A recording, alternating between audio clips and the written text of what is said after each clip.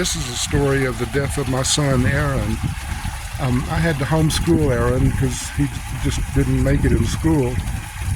And when he left home was really the first time that I was free to do whatever I wanted.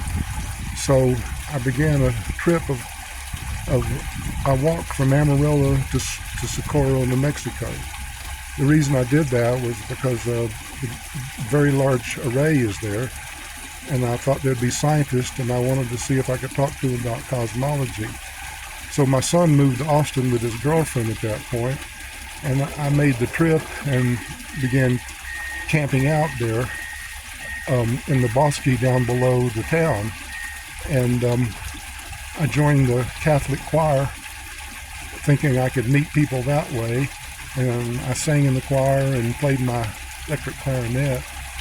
And I did go by the main office of the VLA and asked if there was any cosmologist. And they said no, and if I didn't leave immediately, they were calling the police.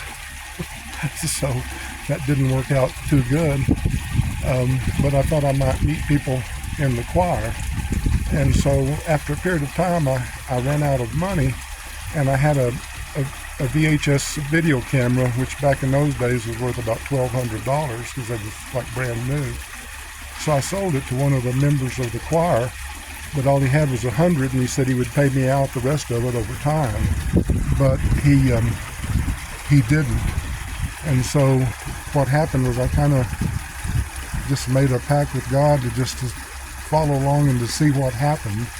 And so I ended up kind of spending my 40 days and 40 nights in the wilderness. During a period of about 6 weeks, all I had to eat was 1 tangerine and 2 M&Ms a day. And all during this time, I prayed for my son. I spent a lot of time at night just sending him energy. Under Gravionics, if you love somebody, you can send them energy and they can actually feel it on the other end. And so I spent my time doing that. But after the 6 weeks without food, I was beginning to get so weak that I at the end, a Wednesday or a Thursday this week, I was just unable to pray. I was so weak. But on a Friday, someone else gave me some money that they owed me. And so I was in a joyful mood. I was able to go to the store and actually eat a real meal for the first time in a long time. And so that Friday night, I was, really happy and everything. And I was in my tent, and it had a see-through roof. If you didn't put the rain fly on, you could see the stars. And I was watching the stars that night, and all of a sudden, one of the stars came out of the heaven, made a gradual arc into my tent, came right into my tent, gave me time to sit up and look at it face to face, so to speak. It was just a globe of spirit light, and then it continued on out the other side in the arc and was gone in a second or two. And I knew I was being comforted for some reason. I thought it an angel at the time, but the Rancher book explains that it was what's called a brilliant evening star, one of the helpers of Gabriel, who's the bright morning star.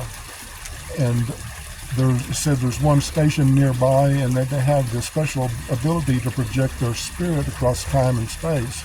And so what I actually saw was that spirit.